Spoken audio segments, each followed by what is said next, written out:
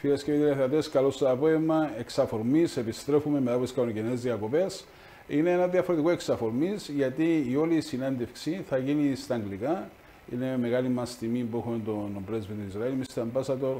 It is our honor to welcome you in the studio of Vouli TV. And actually, what we'll be discussing outside with the coffee is that you're one of the most active ambassadors in Cyprus. And if there is any, title like most active diplomat, I believe you will win it. Thank you very much for the compliment. I appreciate it very much. It's a reality, actually. I must say that I have plenty of friends among my colleagues, the diplomats, and I can see many other active ambassadors as well. But I'm happy to be active here. I'm happy to be in Cyprus. I've been here for 2 years. It's a very positive experience for me. I enjoy it immensely, both on the professional level, but also on the personal level. I like the place, I like the people, I like the work. I think it shows on me, and I think we have a very good relationship. Yeah, we have a very good relationship, but actually the latest statement of the Prime Minister Netanyahu about the investment in the occupied territories by citizens of the State of Israel has allegedly displaced the public opinion in Cyprus, and I can say that this statement, nobody was expecting it, and I'd like your comment on it. Well, he was asked in the interview. Yes. He asked because probably there is a sentiment in the public that is interested in this and asking. So when he was asked, he referred to this. And what I can say on this issue is as follows. The first thing I would say is that the fact that this dissatisfaction arises, the fact that there are people that are disappointed or unhappy with what they are seeing being done in the occupied area in this regard, only shows, first of all, the very good relations that Israel and Cyprus have today, because you are disappointed by, or you feel that something is wrong when you have good friendly relation with somebody. And this is, first of all, not taken for granted.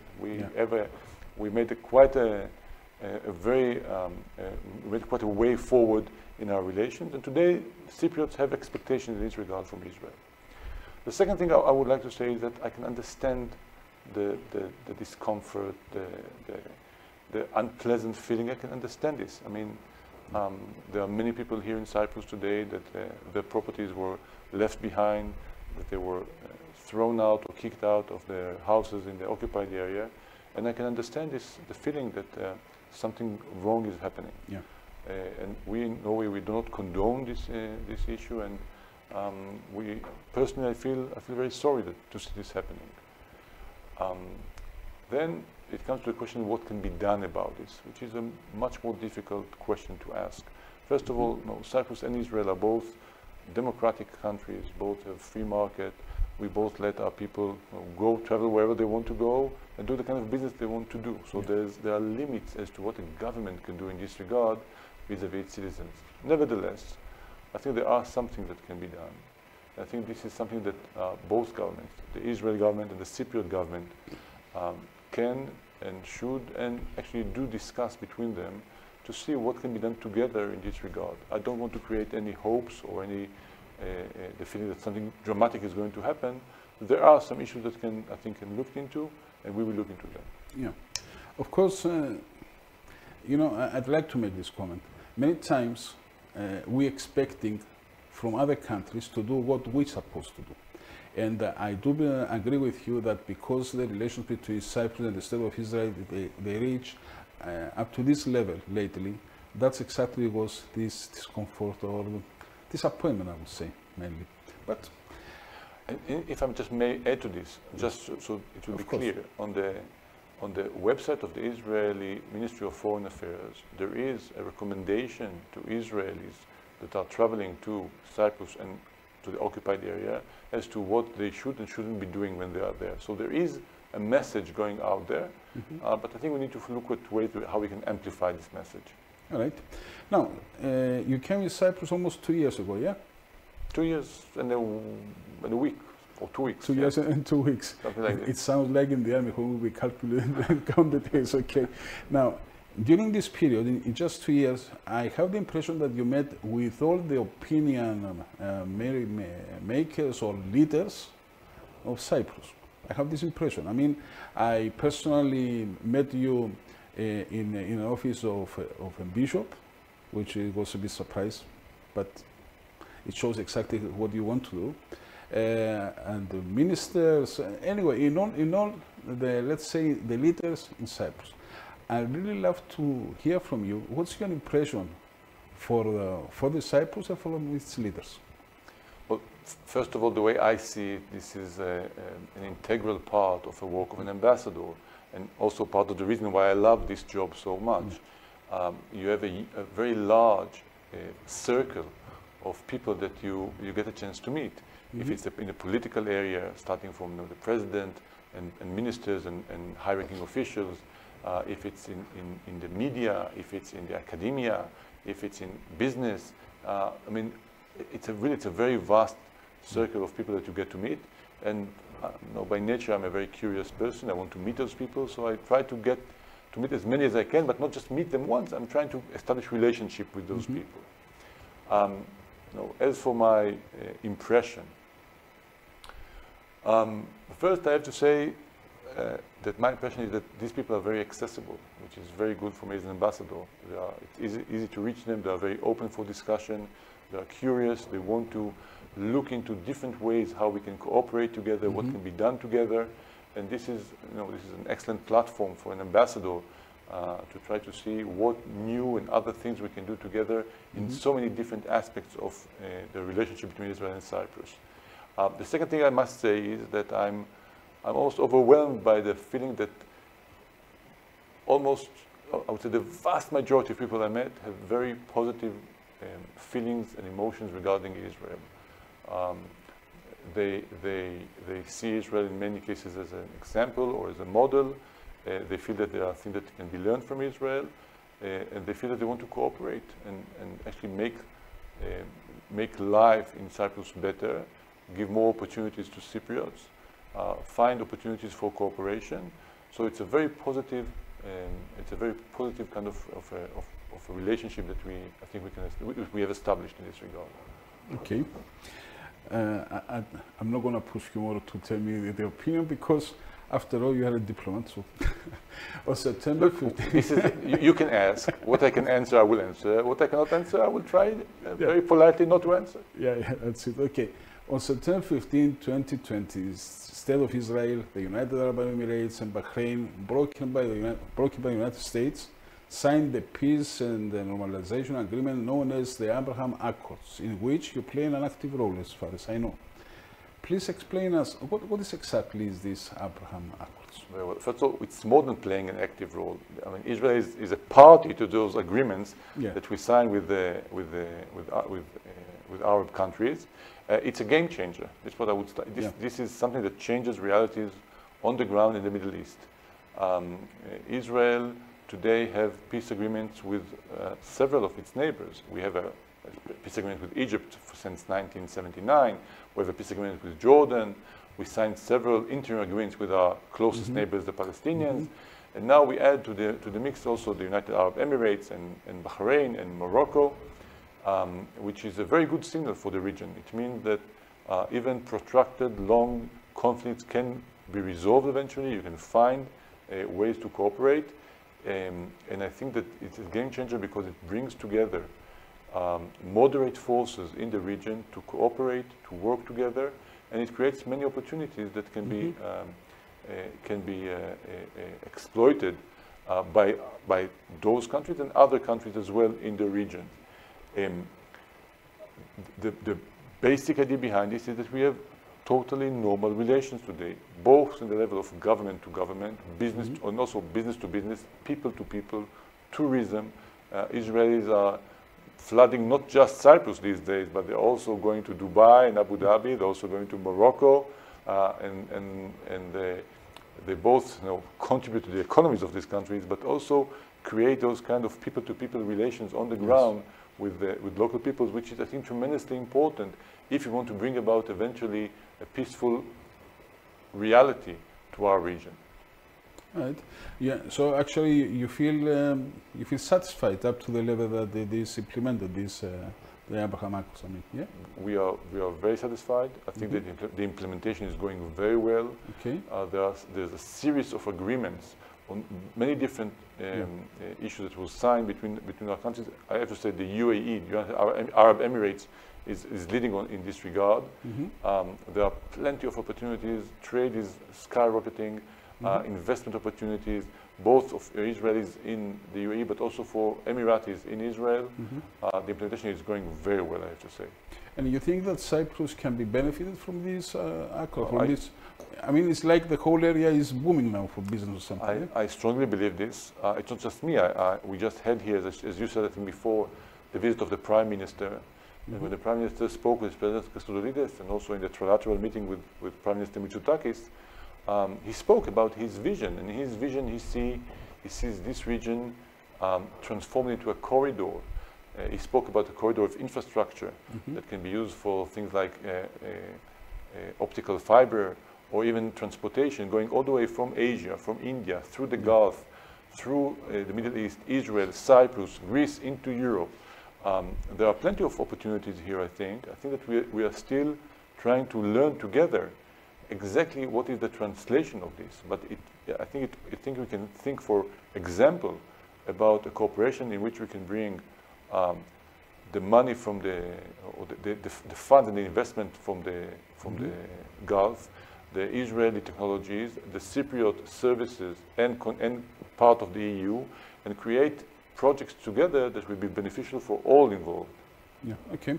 Now, Cyprus has developed tripartite agreements with Eastern Mediterranean countries, one of which is the Cyprus, Greece, and the State of Israel tripartite. Now, how can this agreement help effectively in the efforts of peace and progress of our countries? Well, I think it's already doing it. It's not how we can do it in the future. I think that we have created an environment which is very much conducive to prosperity and stability. Our ability to cooperate now on a wide range of issues, starting with security and defense, that we are working together, energy, that we are cooperating together, assistance in crisis situation. We had only this year Israeli firefighting planes going both to Greece and to Cyprus and helping in this regard. And during the meeting here also the leaders discussed how we can enhance this as well. So we can see this already is creating this kind of contribution to peace and prosperity and stability. I think that if we combine this with what is happening between Israel and the Arab world and Cyprus and Greece and the Arab world, we have actually a triangle. We have a triangle. What is interesting about this triangle that it actually reversed. If you go back 20, 25, 30 years ago, you will see the same triangle, but Israel was almost an island because we didn't have good relations with either the Arabs or the Hellenic countries. The Arabs were on their own. The Cyprus and Greece were on their own. We were with our back to each other. There was like a line that divided, let's say, Europe from the Middle East. Today, it changed. Now we are facing each other. We want to do things together, and this actually turned this Eastern Mediterranean and Middle East turned from I would say from a border zone into a neighborhood that we can work and cooperate together. And as the leaders were saying themselves, this is not targeted against any other country, and it is open for any country that wants to join based on the same principles and the same like-mindedness that the other partners are having. Yeah. Also in 2020, we had it was founded the Natural Gas Forum for the countries of the region. And it seems that a number of countries, they feel that this is going to help. It's going to help their countries and also for the cooperation. Now the problem is that Turkey is not a part of it, and basically it feels like this going against their interest. At least this is my point of view about the things. Now, how State of Israel evaluates this Turkey's reaction and to the forum, and how you believe that we can find a solution for this, because at the end everybody needs to cooperate with everybody. Well, I cannot directly speak about a reaction of Turkey to the EMGF. I can speak in more broader terms. Yes, please. And as I said before in my previous answer, yes, I understand. The relationship that we are trying to establish in this region are not directed against any country, certainly not against Turkey. No. Actually, we are in midst of a process, Israel and Turkey, to try to improve our relations. And I think hopefully it will happen. I think even this will also be beneficial for the entire region. I think that we do not believe in, we as Israel, we do not believe in exclusion or singling out or trying to put anyone on the sidelines of anything. We think there is room for everybody. We are all partners. We are all neighbors in this region. We need to find ways that we can cooperate together. And I think we can do it in a way that will be respectable to the sensitivities and the issues of each of the countries that are involved. Right. As I already mentioned, Cyprus and the State of Israel relations have developed impressively in the last decade, mainly. In which areas can be more tightening the relations between our countries? So, first of all, as you said, I think that the relations today are in a very good status. I will answer the question, I promise, but I have to say one thing before that. Please.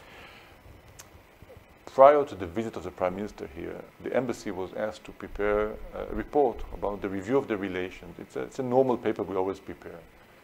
And then I went to the archive and I took out a similar report that was written by one of my predecessors 20 years ago, in 2003. And I wanted to compare how we see things now and how we saw it, how they were seen back then.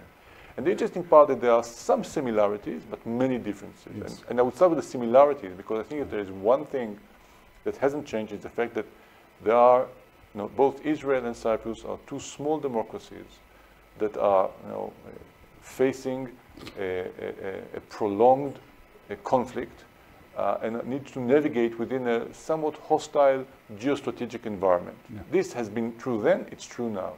And the second thing that I would say hasn't changed is the acknowledgement that there is vast potential to these relations that is very much based not just on our like-mindedness, but also on the proximity, both the geographical proximity, but also the mental and the cultural proximity that both countries have. Now, what has changed? 20 years ago, we had zero cooperation on defense, on security, on counterterrorism. We had zero cooperation on energy. Who would have imagined then that we're going to have natural gas found in both our countries? We had less than 40,000 Israeli tourists visiting Cyprus back then. Today we have 300,000 coming every year.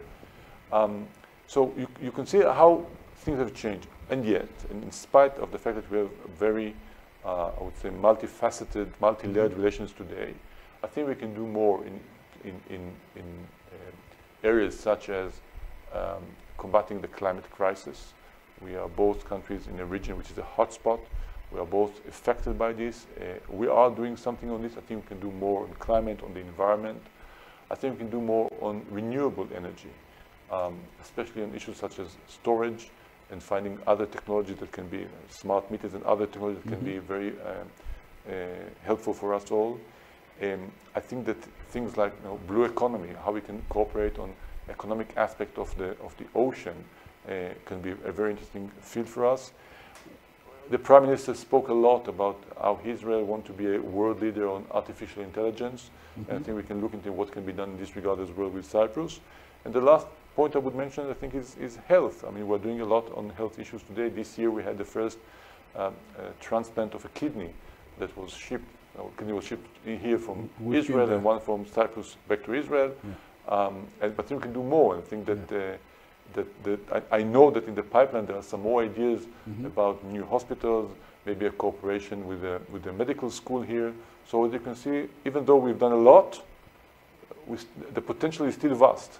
I do believe that Cyprus can be can be benefited from State of Israel, because in terms of technology or medical or whatever, you are much more ahead than Cyprus.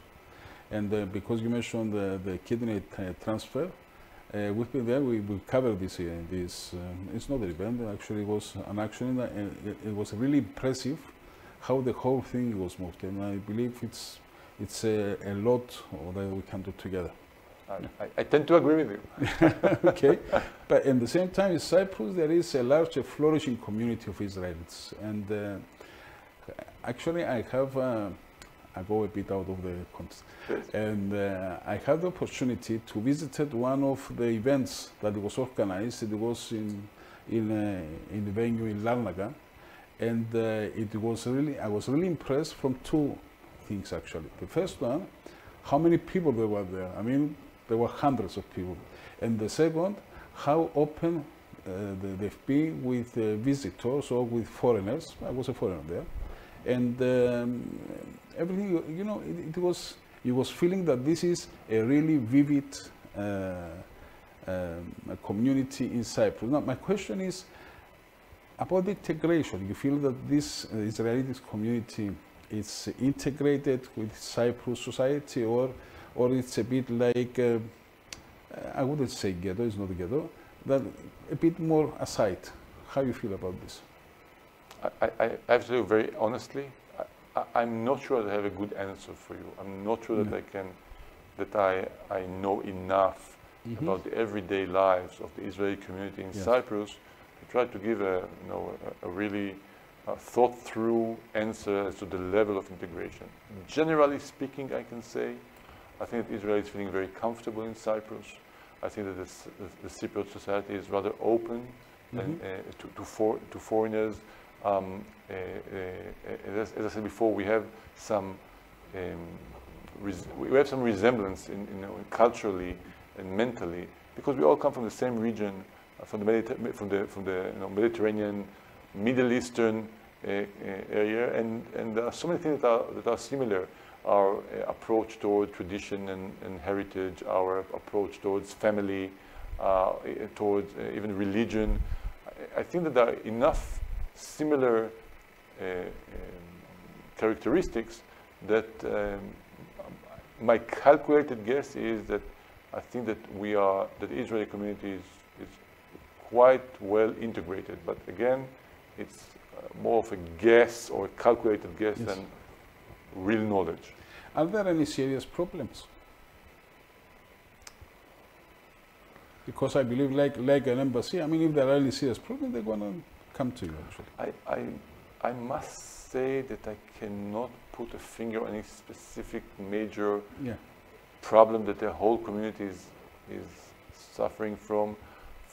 I think we are quite thankful for the fact that there is a very low anti-Semitism level in Cyprus. We had incidents here and there, but I cannot say that there is like a real problem in this regard. We also have very good cooperation with the Ministry of Justice, with the Cyprus police. They're very much open to this, they're very much aware of these issues.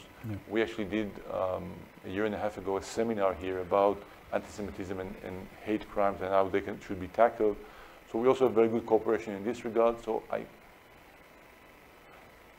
if there is one thing that I could point out that I would be happy to see something happening about this, is the fact that the Jewish community here in Cyprus at the moment cannot actually have religious slaughtering of beef and etc.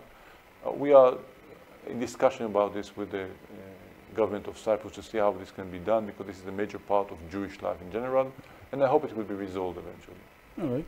So actually, it seems to me that since the only problem we can figure out is about some of these nutritionists, let's say, think it's no news are good news. So I'd really love to have your opinion about the Cyprus problem, and in what terms I make this question. I mean, next year is going to be 50 years. 50 years is a long time. It's a lot of time. So how is, I'm not asking you as a diplomat, I'm asking you as a person that you see the situation in Cyprus. We have your own opinion about the things. What can be the way out of this dead end that we are right now, talking about the Cyprus problem and everything? You told me before what I can and cannot answer. I don't see any way I can answer this question. I can express hope, and I do. I'm very much hopeful that that even during my term we'll see not just resumption of negotiation, but also we'll see reunification of this island. How to do it? What's the best way to do it? I cannot give advice. We have our own conflict that we are struggling with how it needs to be resolved, and I think that I'm in no position to give any kind of advice to others. I can just, as I said before, express a lot of hope to see peace in our, I'm not going to say peace in our time, but I would say peace as soon as possible. Yeah, okay. Now, you are halfway of your term in Cyprus, yeah? You have another 2 years. What's your main task for the next 2 years? What do you love to leave behind you when you, I guess you're going to move to some other country, is it? I will probably go back to Jerusalem. You go back, yeah? Yes, for a while, and then hopefully go to another country as well. Which country you prefer to go? I haven't given it a lot of thought. I have to say that the cold climate is not my favorite, so I would still prefer to go somewhere which is relatively warm. So southern part of Europe can be looked into, but also Asia is a possibility. Asia is a growing part, but we have time to have at least 4 years before I need to make this decision. I would love it if during my term here we can have at least one major project on energy actually happening, because we have been in discussions about many of those projects for a long time. If it's the connecting the electricity grids, if it's exporting of natural gas through Cyprus in one way or the other. We are also working on some other projects with renewable energy here. I want to see at least one of them makes its way out of the planning stuff or the planning part or the discussion part into reality. I'm not saying I'm going to see it happening, but putting something into the ground, something tangible. And this would be, I hope this will happen during my time, and I will see it as a huge achievement. I'd like to thank you for this interview. To be honest with you, I was looking forward for this one because I really, this is my personal opinion, I do believe that Israel, the state of Israel, it can be one of our strongest allies in many terms. And having you as ambassador of state of Israel, that you are very friendly and you can very approachable, I believe that it's a very good start. And I really believe, and I like your final comment on this, that the relationship of our countries can only develop. Can I also say something in this regard? Of course, it's the last thing. I must say that I think that we are already in a situation that we have a very good partnership, very strong partnership. I think I feel lucky that I can rely on the work that was done here by my predecessors and by other people in both countries. So I didn't start from scratch, and I had a lot of ground that was already covered, and I feel that I'm putting I'm adding my share to this, and I believe that this will be an ongoing process, which I don't know if it's going to ever to end. I think that we are already on one of the peaks of mountains. There are other peaks to climb, but there's quite a distance that we made from before, and this is where I see our situation right now. I'm very happy and very proud of what was achieved, and I'm still filled with energy and excitement about what can be achieved in the future. My last comment is about your pin. Sorry, it's about your pin you have here. It's the Israel flag and the Cyprus flag, and which I believe that shows also how you want to move over the things. Thank you very much, Mr. Ambassador. Thank you for having me. I appreciate it. Λοιπόν, φίλες και κύριοι τηλεθεατές, είμαι ο Πρέσβης του Ισραήλ. Μέχρι εγώ, φορά να είστε όλοι καλά. Γεια σας.